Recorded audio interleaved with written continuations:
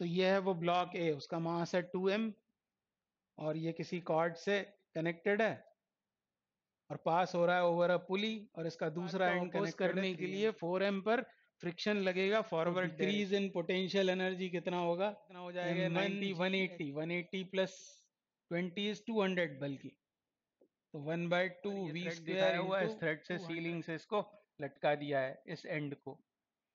तो यह है कैसा thread? Thin vertical by the axis. हमसे फोर्स पूछा हुआ है, मतलब हिंज फोर्स पूछा हुआ है इस एक्सिस ने रॉड पर जो लगाया। अब ये क्वेश्चन है इक्विलिब्रियम का एक्चुअली।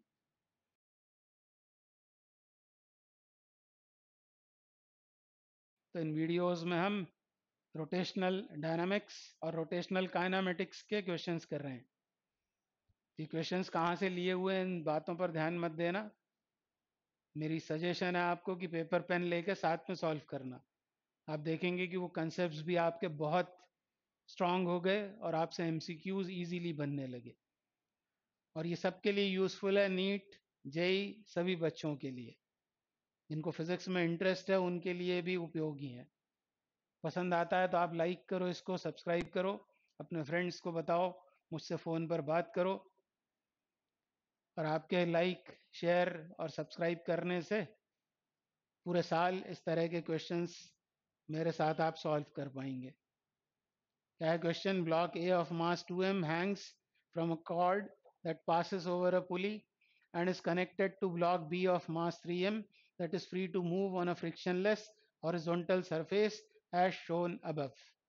तो ये है वो ब्लॉक ए, उसका मास है 2m और ये किसी कॉर्ड से कनेक्टेड है और पास हो रहा है ओवर अ पुली, और इसका दूसरा एंड कनेक्टेड है 3m के साथ में।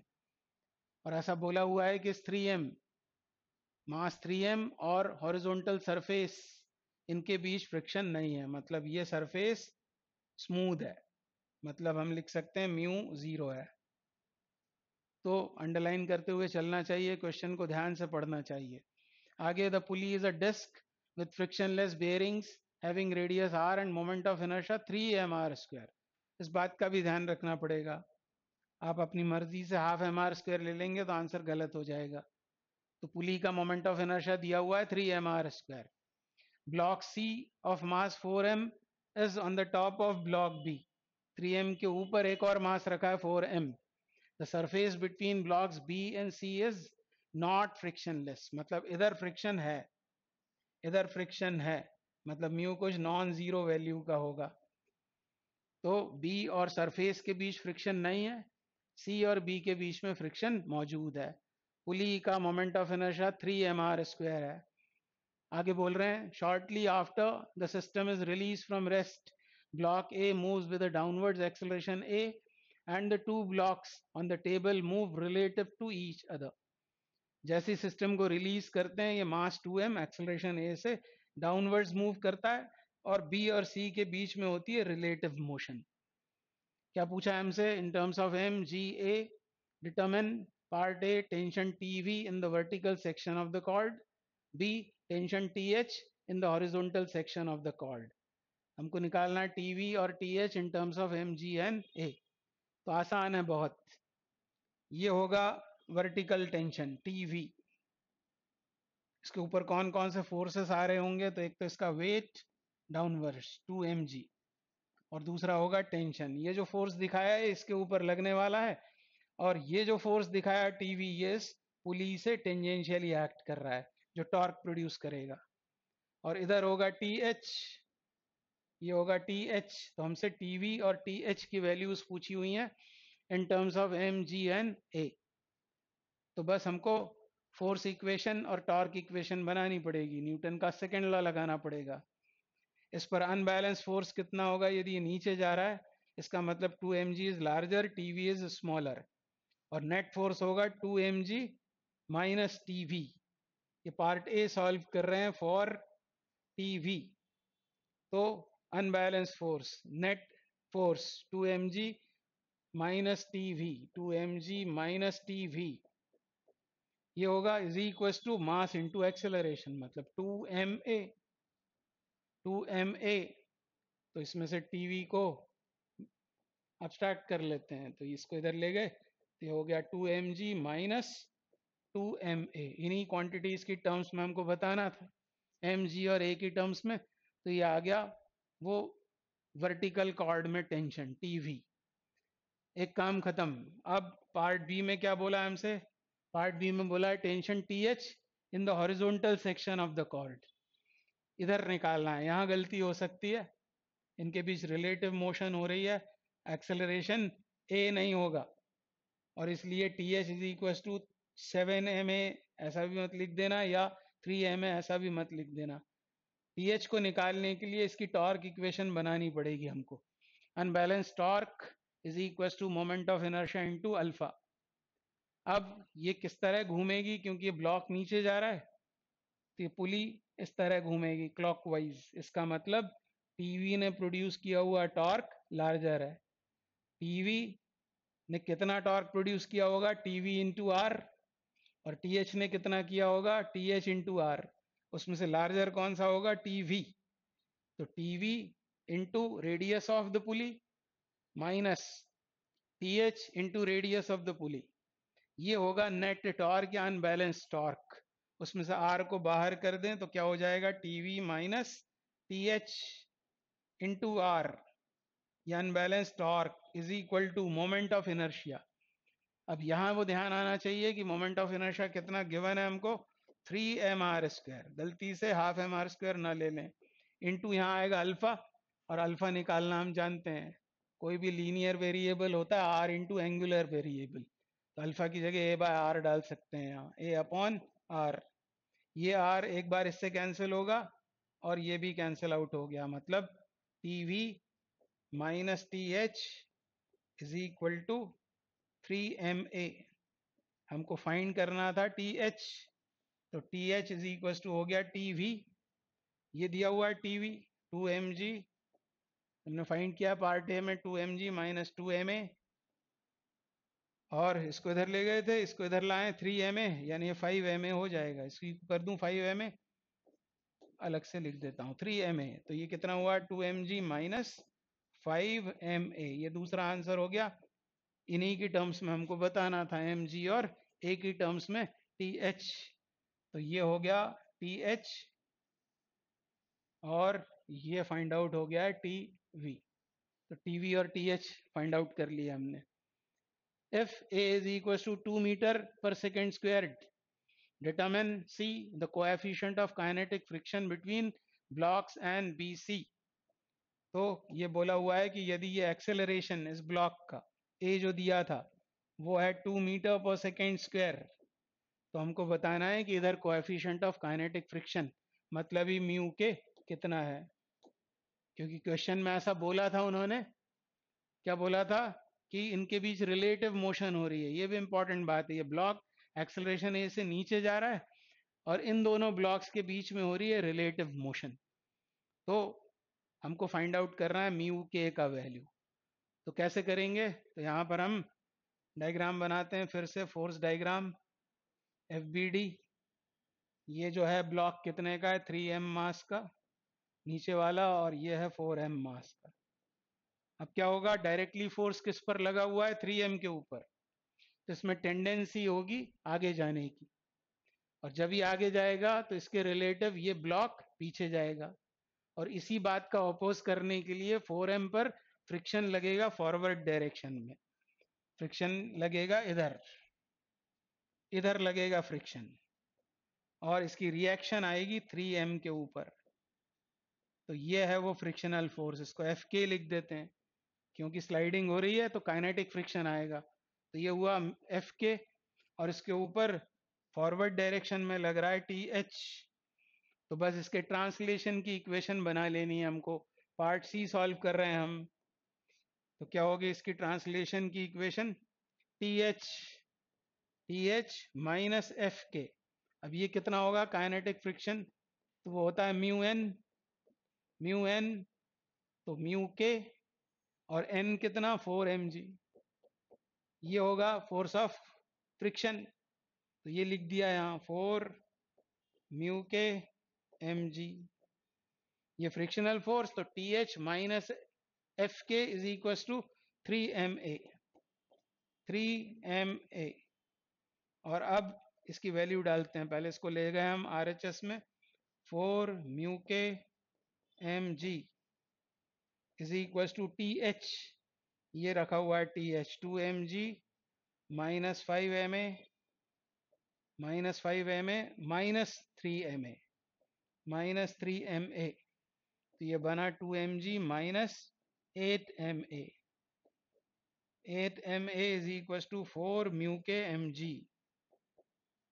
अब इसमें से m तो कैंसिल आउट हो रहा है सब जगह से, ये m और ये m कैंसिल आउट।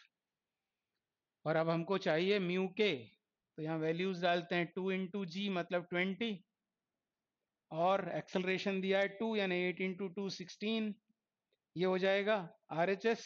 और नीचे लाते हैं 4 और g मतलब ये 10, तो ये कितना हुआ 4, 4/4 1 होकर 1/10, 1/10 मतलब 0.1। म्यू के निकलने के बाद में हमने निकाला म्यू के, पार्ट डी सॉल्व करेंगे, एक्सेलरेशन ऑफ ब्लॉक सी। तो इसकी बात हो रही है इस ब्लॉक की, इसके ऊपर लगने वाला केवल एक ही फोर्स है, वो है फ्रिक्शनल फोर्स एफ के। तो force is equal to mass into acceleration करना है बस। तो यह पार्ट डी, फोर्स कितना लग रहा है उसके ऊपर, 4 म्यू के एम जी, ये frictional force is equal to उसका मास 4m इंटू उसका जो एक्सेलरेशन हमें चाहिए।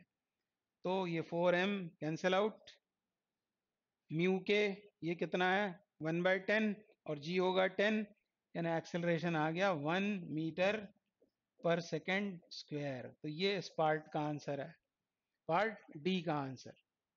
आगे बढ़ते हैं, अगला क्वेश्चन करेंगे। तो अब इस क्वेश्चन में हमसे कह रहे हैं, 2 masses m1 and m2 are connected by light cables to the perimeters of 2 cylinders of radii r1 and r2 respectively as shown in the diagram above.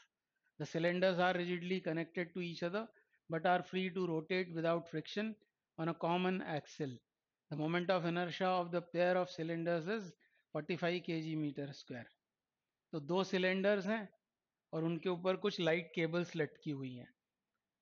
यह है बड़ा सिलेंडर, इसकी रेडियस दी हुई है 1.5 मीटर, ये छोटा सिलेंडर इसकी रेडियस है 0.5, और ये दोनों सिलेंडर्स रिजिडली कनेक्टेड है, मतलब एक साथ घूमेंगे दोनों, इनके बीच रिलेटिव मोशन नहीं होगा, मतलब जो भी एंगुलर वेरिएबल्स होंगे दोनों के लिए सेम होंगे। और R1 R2 दिए हुए हैं, ये वाला मास जो लटका है वो है 20 kg, ये है m2। पहले पार्ट में हमसे क्या बोल रहे हैं, determine m2 such that the system will remain in equilibrium. तो क्योंकि एक्सेल पर सपोर्टेड है ये सिस्टम, तो ट्रांसलेशनल इक्विलिब्रियम तो होगा ही होगा। डाउनवर्ड्स फोर्स अपवर्ड फोर्स के बराबर होगा नेट फोर्स 0, तो नेट फोर्स निकालने की तो जरूरत है नहीं। अब दूसरा इक्विलिब्रियम कौन सा होता है, रोटेशनल इक्विलिब्रियम। रोटेशनल इक्विलिब्रियम मतलब इसको सिस्टम को घूमना नहीं चाहिए, और ये कब नहीं घूमेगा, तो आप देख रहे हैं जो m2 है, ये जो केबल है जिसके साथ लटका है ये m2, ये सिस्टम में प्रोड्यूस करेगा क्लॉकवाइज टॉर्क, और ये m1 ये करेगा एंटी क्लॉक। और क्लॉकवाइज टॉर्क यदि एंटी क्लॉक टॉर्क के बराबर हुआ तो नेट टॉर्क 0 होगा, तो ये आ जाएगा रोटेशनल इक्विलिब्रियम में। तो इसके इक्विलिब्रियम में आने की शर्त ये होगी, m1g ये force into r1 perpendicular distance from axis of rotation is equal to m2g into r2। तो ये g तो लिखने की जरूरत ही नहीं थी, हमको चाहिए क्या है अब m2। तो m2 कितना हो गया, m2 इक्वल्स टू हो गया m1 r1, m1 is 20, r1 is 0.5 upon r2, r2 is 1.5, तो कितना हुआ, ये 3 बार कट के ये हुआ 20/3 kg, यानी 6.67 किलोग्राम, ये होगा मास m2। तो पहला क्वेश्चन हो गया, determine m2 such that the system will remain in equilibrium. अब पार्ट बी देखते हैं, क्या बोला है, the mass m2 is removed and the system is released from rest. अब इस m2 को हटा दिया, कैंची से इस केबल को काट दिया, m2 को हटा दिया, तो हमसे पूछा है determine the angular acceleration of the cylinders. दोनों सिलेंडर मिलकर एक ही सिस्टम है, दोनों का अल्फा सेम होगा। कैसे फाइंड करेंगे? तो आप इसको काटने के बाद, M2 को हटाने के बाद, इस सिस्टम पर लगने वाला टॉर्क केवल इस मास की वजह से होगा। कितना फोर्स नीचे लगा रहा होगा ये मास? फोर्स लगा रहा होगा 20G। 20 उसका मास दिया हुआ, इंटू जी, और इधर आएगा कुछ टेंशन। तो इस टी से जो टेंजेंशियली ये फोर्स लग रहा है टी, इसकी वजह से इसमें टॉर्क प्रोड्यूस होगा। और उसकी टॉर्क इक्वेशन क्या हो जाएगी? TR1, मुझे force into perpendicular distance axis of rotation से TR1, ये हो गया net torque is equal to moment of inertia जो दिया हुआ है आई पूरे सिस्टम का 45 kg metre square into alpha. तो ये रोटेशन की इक्वेशन हुई। और होगा ये कि ये मास भी नीचे जाएगा, ये सिस्टम रोटेट होगा, ये मास नीचे जाएगा। मान लो ये जा रहा है एक्सेलरेशन ए से, एक्सेलरेशन ए से, और इसके जो पेरीफेरी है, इसका जो सरकमफेरेंस है या पेरीमीटर है, उसके इस पॉइंट का एक्सेलरेशन भी क्या होगा? वो ए ही होगा। और अल्फा की टर्म्स में यदि ए को लिखना है तो क्या लिखेंगे? उसको लिखते हैं हम A is equal to R alpha. तो R1 टाइम्स अल्फा ये लिखा जा सकता है। तो इस बात का ध्यान रखकर हम इसके ट्रांसलेशन की इक्वेशन बनाते हैं। तो वो क्या हो जाएगी? वो हो जाएगी m1 mass into acceleration downwards force minus T is equal to m1, क्या आएगा यहाँ? ए। और ए की जगह हम क्या लिख सकते हैं? R1 अल्फा, क्योंकि हमको अल्फा फाइंड करना है। बहुत जगह हम ये करते हैं कि हम अल्फा की जगह ए बाय आर लिखते हैं, पर यहाँ पर हमको ए की जगह R1 अल्फा लिखना पड़ेगा। तो ऐसी इक्वेशन बनी। अब यहाँ पर टी की वैल्यू सब्सटीट्यूट कर लेते हैं, m1g माइनस ये यहाँ से टी कितना होगा? ये होगा I alpha upon R1 is equal to m1 R1 alpha. तो चाहे तो यहीं वैल्यूज डाल देते हैं पहले। तो m1 कितना है? m1 है 20 इंटू जी, मतलब ये हुआ 200, माइनस 45 अल्फा अपॉन R1, और R1 कितना है? 1/2 मीटर इज इक्वल टू, फिर से m1 is 20, R1 is 0.5 into alpha. ऐसी इक्वेशन बन जाएगी। आगे इसको यहाँ लिखें 200 minus 90 alpha, minus 90 alpha is equal to 10 alpha. तो ये उधर जाके हुआ 100, 100 alpha is equal to 200, therefore alpha is equal to हो गया 2 रेडियन पर सेकेंड स्क्वायर। तो ये आ गया अल्फा का वैल्यू। इस एंगुलर एक्सेलरेशन से सिस्टम रोटेट होगा। सी में बोल रहे हैं determine the tension in the cable supporting m1। यही निकालना है हमको, टी निकालना है। टी के लिए इस इक्वेशन को यूज कर सकते हैं from equation 1, T is equal to I alpha, I is 45, alpha is 2, I alpha upon R1 that is 1/2।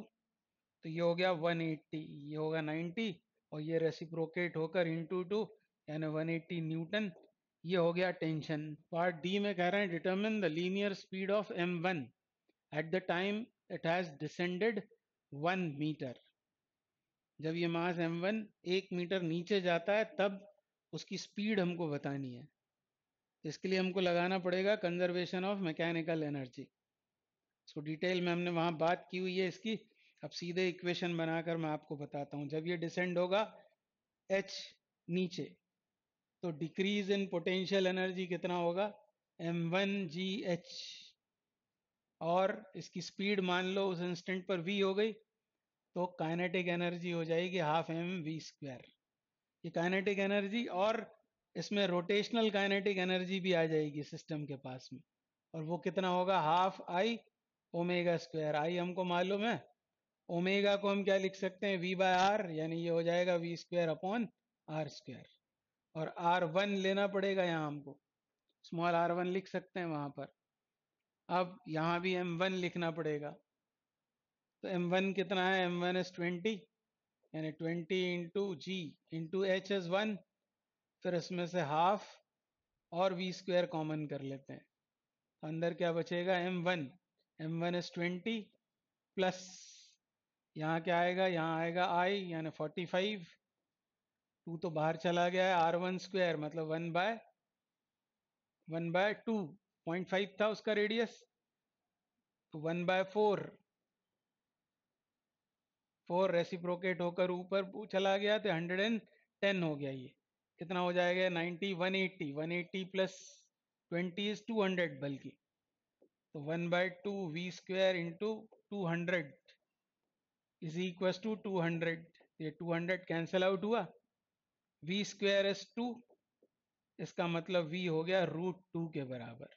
v हो जाएगा √2 और √2 होता है 1.41, तो 1.41 मीटर पर सेकंड ये होगी उसकी स्पीड जब वो डिसेंड होगा 1 मीटर से। तो ये इस क्वेश्चन के आंसर्स हैं। अब अगला question, a long uniform rod of mass m and length l is supported at the left end by a horizontal axis into the page and perpendicular to the rod as shown। तो ये वो rod है मास l length की, और इस axis से left and पर ये दिखाई हुई है एक्सिस। कैसी है axis? Perpendicular to the rod into the page, और इससे लेफ्ट एंड पर इस रॉड को सपोर्ट किया हुआ है। तो यहाँ एक डॉट लगा देते हैं, ये होगी एक्सिस ऑफ रोटेशन। इस एक्सिस के अबाउट ये रॉड घूम सकती है। The right end is connected to the ceiling by a thin vertical thread so that the rod is horizontal. Right end पर ये थ्रेड दिखाया हुआ है, इस थ्रेड से सीलिंग से इसको लटका दिया है इस एंड को। तो यह है कैसा थ्रेड? Thin vertical thread. तो राइट एंड को सीलिंग से कनेक्ट किया है बाय दिस थ्रेड, और इस तरह की वो रॉड अब हॉरिजॉन्टल में है। The moment of inertia of the rod about the axis at the end of the rod is ml²/3। ये तो हमको पता ही होता है, किसी एंड के अबाउट थिन रॉड का मोमेंट ऑफ इनर्शिया ml²/3। तो क्वेश्चन में नहीं भी दिया हो तो याद आ जाना चाहिए। Express the answers to all parts of this question in terms of m, l and g। तो 4 पार्ट्स हैं इसके। पहले पार्ट में क्या पूछा है? Determine the magnitude and direction of force exerted on the rod by the axis। On the rod by the axis हमसे force पूछा हुआ है, मतलब हिंज फोर्स पूछा हुआ है, इस एक्सिस ने रॉड पर जो लगाया। अब ये क्वेश्चन है इक्विलिब्रियम का। एक्चुअली ये रॉड ट्रांसलेशनल इक्विलिब्रियम में भी है, मतलब इस पर नेट फोर्स 0 होना चाहिए, क्योंकि ये ना ऊपर जा रही है ना नीचे जा रही है, मतलब ट्रांसलेशनल इक्विलिब्रियम में है। तो नेट फोर्स 0 करेंगे, और नेट टॉर्क भी 0 होगा, क्योंकि ये घूम नहीं रही है, रोटेट नहीं हो रही है, मतलब ये रोटेशनल इक्विलिब्रियम में भी है। अब रोटेशनल इक्विलिब्रियम के लिए क्या होना चाहिए? नेट टॉर्क को 0 होना चाहिए। नेट टॉर्क यदि 0 है तो रोटेशनल इक्विलिब्रियम होगा। और रोटेशनल इक्विलिब्रियम मतलब या तो घूम नहीं रही है, और या घूम भी रही है तो कांस्टेंट ओमेगा से घूम रही है, अल्फा, एंगुलर एक्सेलरेशन नहीं है।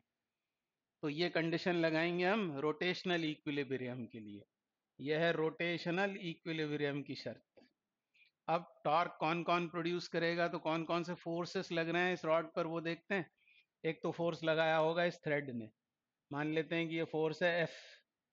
इस तरह से थ्रेड ने रॉड पर लगाया हुआ फोर्स F है।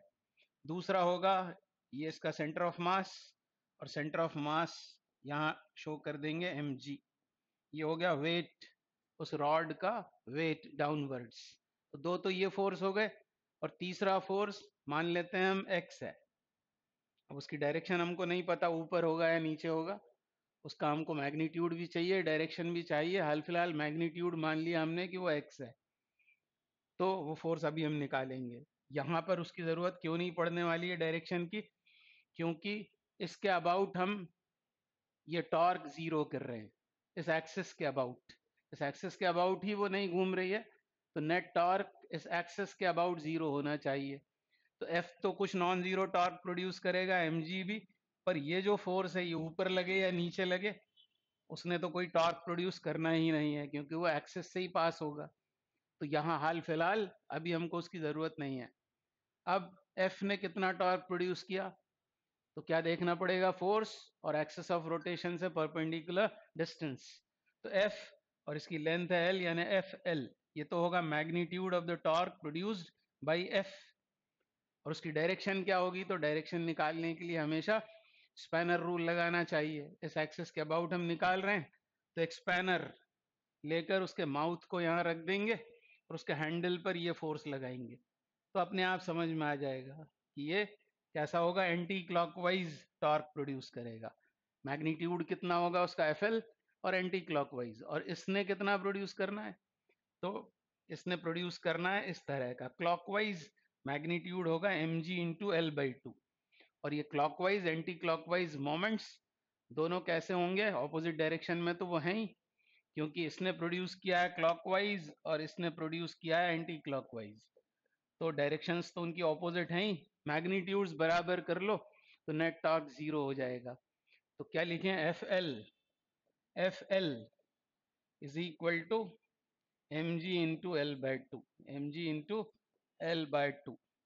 तो ये एल कैंसिल आउट होकर ये फोर्स तो हमको मिल गया, ये है एफ, एफ हमको मिल गया है हाल फिलहाल एम जी बाई टू, वो जो थ्रेड ने रॉड पे लगाया, पर हमको तो चाहिए जो एक्सेस ने रॉड पर लगाया हुआ है। उसके लिए अब हम नेट फोर्स को जीरो करते हैं, इस रॉड पर लगने वाला नेट फोर्स भी जीरो होगा, क्योंकि ये रॉड ट्रांसलेशनल इक्विलिब्रियम में भी है। तो अपवर्ड फोर्सेस डाउनवर्ड फोर्सेस के बराबर होंगे। इनमें से अब इसकी हमको डायरेक्शन नहीं पता है, पर हम लिख लेते हैं अपवर्ड फोर्स एफ और डाउनवर्ड फोर्स है एम जी। तो F is equal to M g, और F हमको पता लग गया है, F कितना है M G by two, M G by two. तो upward force M ji by two, downward force है एम जी, तो इसे एम जी बाई टू ही होना पड़ेगा और अपवर्ड डायरेक्शन में होना पड़ेगा, तभी फिर ट्रांसलेशनल इक्विलिब्रियम होगा। इसलिए हमने F फाइंड किया था। तो F कितना हुआ, m ji by two upward, यह है डाउनवर्ड्स, तो एम जी यह है डाउनवर्ड्स, और एम जी को बराबर होना पड़ेगा m ji by two, M G by two जो ऊपर काम कर रहा है, और प्लस एक्स के, ऐसा होना चाहिए। तो ये बैलेंस होने के लिए फोर्सेस को, एक्स को कितना होना पड़ेगा, एक्स को होना पड़ेगा एम जी बाई टू, और उसकी डायरेक्शन क्या होगी, तो उसकी डायरेक्शन होगी अपवर्ड, तभी फिर m ji by two, M G by two, M g बनेगा अपवर्ड, और उसका वेट एम जी वो तो डाउनवर्ड एक्ट कर ही रहा है। इसका मतलब force exerted on the rod by the axis in magnitude is mg by 2 and its direction will be upward। ये फोर्स होगा, कितना होगा, और ये mg by 2। इस तरह ये फोर्स निकाल लिया हमने। तो जब भी कभी हिंज विंज वाले क्वेश्चंस होंगे तो हमको इक्विलिब्रियम ही याद आना चाहिए, नेट टॉर्क जीरो और नेट फोर्स को भी जीरो होना पड़ेगा, तब फिर वो फोर्सेस निकलते हैं। अभी और क्वेश्चंस में मैं आपको समझाऊंगा। अब इसका नेक्स्ट पार्ट करते हैं, part b, the angular acceleration of the rod about the axis. पर उसके पहले क्या बोला है, the thread is then burned by a match. इसको जला दिया, इस धागे को, इसको जला दिया थ्रेड को, तो वो जो फोर्स एफ लग रहा था अब वो सिस्टम पर नहीं लग रहा है। For the time immediately after the thread breaks determine each of the following. जैसे उस धागे को जलाया, पार्ट बी में हमको चाहिए angular acceleration of the rod about the axis, angular acceleration चाहिए। अब फोर्सेस कौन कौन से बच गए, फोर्सेस बच गए ये दो, एक तो ये एम जी डाउनवर्ड्स, और दूसरा ये हिंज का फोर्स या एक्सिस ने जो रॉड पर लगाया वो फोर्स बच गए।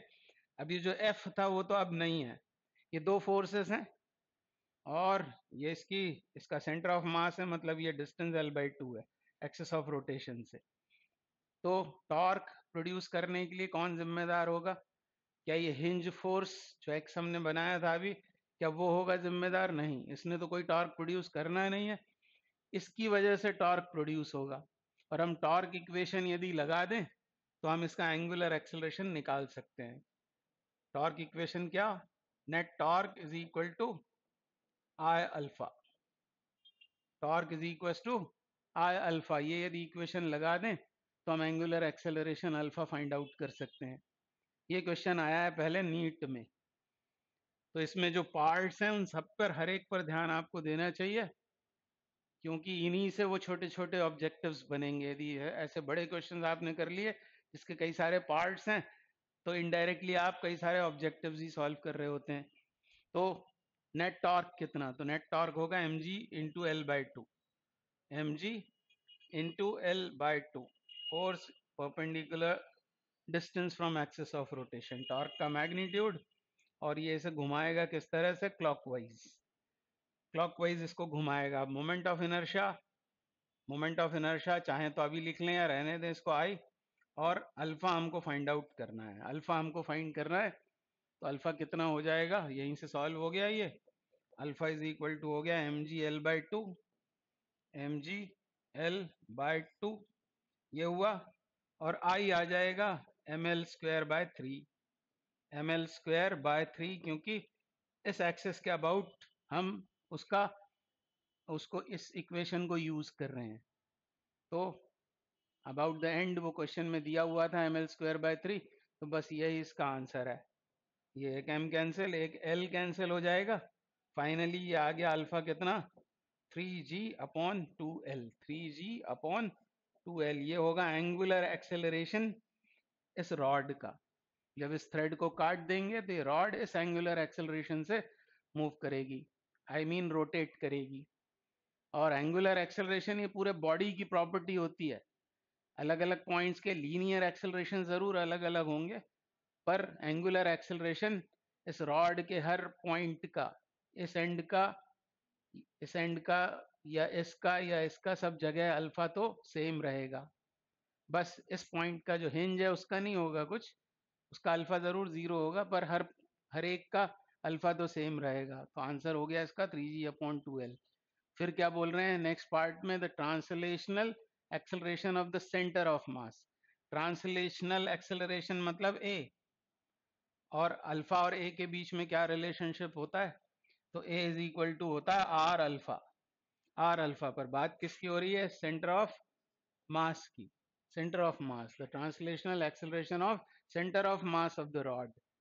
तो ए इज इक्वल टू आर, अब रेडियस की जगह ले लेंगे L by to, L by two ये ले लेंगे, और अल्फा हमको मालूम है, तो आर की जगह ले लिया हमने एल बाई टू, और 3g upon two L, 3g upon two L, ये है अल्फा, एल कैंसिल आउट होकर ये हो गया 3g upon four, 3g upon four, ये हो गया लीनियर एक्सेलरेशन या ट्रांसलेशनल एक्सेलरेशन किसका, सेंटर ऑफ मास का। वो दूसरे एंड का पूछा होता तो बस आर बदल जाता, वो होता L into this much, 3g upon two हो जाएगा इस एंड का, जिस एंड से थ्रेड बांधा हुआ था। अब नेक्स्ट पार्ट डी में बोल रहे हैं, the force exerted on the end of the rod by the axis, इस एक्सिस ने रॉड पर कितना लगाया फोर्स, ये पूछ रहे हैं। पहले जब वो इक्विलिब्रियम में थी तब ये कितना था, mg बाई टू, जब ये घूम रही है तब कितना फोर्स एक्सर्ट हुआ, ये हमको फाइंड करना है। तो पूरी बॉडी की बात करते हैं, सेंटर ऑफ मास की बात करते हैं।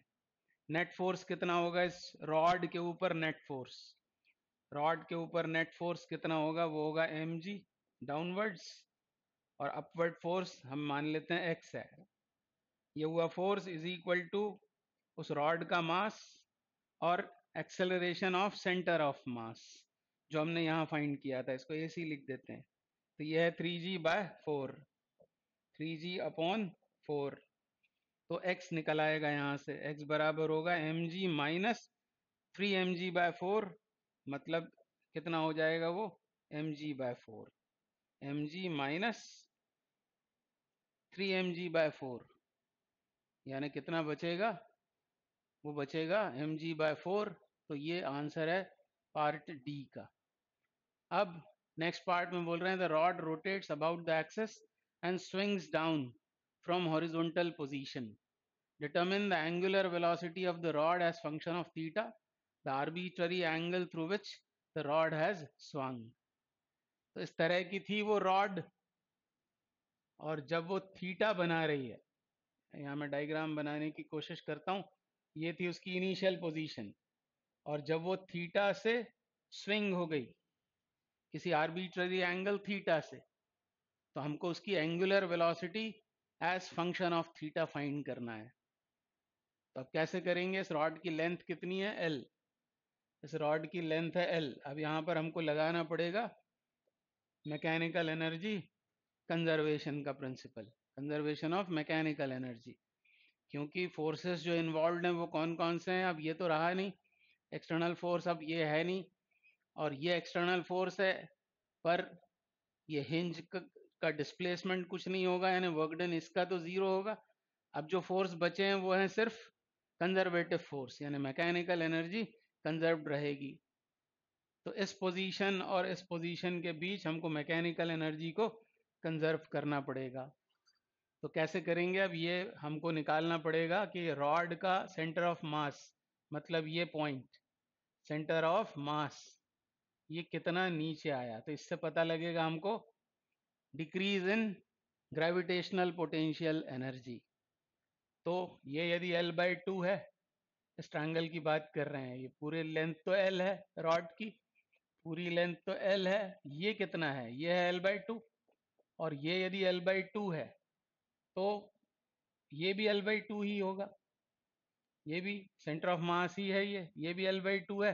तो इससे आसानी से निकल आएगा। अब ये L/2 है मतलब हाइपोटेन्यूज है, यानी ये परपेंडिकुलर कितना होगा? परपेंडिकुलर होगा L/2 साइन थीटा, यानी डिक्रीज इन पोटेंशियल एनर्जी कितना हुआ? mg L/2 sine theta. और हमको चाहिए क्या है? हमको चाहिए उसका ओमेगा। तो ये जो decrease in gravitational potential energy हुआ है, ये किस में कन्वर्ट होगी एनर्जी? वो होगी रोटेशनल काइनेटिक एनर्जी में। रोटेशनल काइनेटिक एनर्जी मतलब हाफ आई ओमेगा स्क्वायर, और आई कितना है? Moment of inertia ml² bye 3 है। ये हुआ moment of inertia into omega square. तो ये m, एक ये l, ये 2, ये सब कैंसिल आउट हो गए, इधर बच रहा है g साइन थीटा। हमको चाहिए ओमेगा, तो ओमेगा स्क्वायर कितना है? ओमेगा स्क्वायर होगा ये 3 क्रॉस मल्टीप्लाई होकर 3g sine theta, 3g sine theta upon ml, ये आएगा पहले और फिर इसका स्क्वायर रूट। तो 3g sine theta upon ml, ये होगा उस रॉड का ओमेगा। तो determine the angular velocity of the rod as function of theta. तो ये हमको मिल गया omega as function of theta, क्योंकि बाकी क्वांटिटीज तो कांस्टेंट हैं, 3g ml ये सब कांस्टेंट है। थीटा बढ़ता चला जाएगा तो ओमेगा भी बढ़ता चला जाएगा। तो यहाँ लगाना पड़ा हमको कंजर्वेशन ऑफ मैकेनिकल एनर्जी। और क्यों लगा पाए हम? क्योंकि जो इंटरनल फोर्सेस थे वो थे कंजर्वेटिव, और एक्सटर्नल फोर्स जो था उसका वर्क डन जीरो था, बाकी फ्रिक्शन वगैरह है नहीं, और इसलिए हम मैकेनिकल एनर्जी कंजर्वेशन से इसको सॉल्व करते हैं। तो ये क्वेश्चन भी पहले एग्जाम में आ चुका है।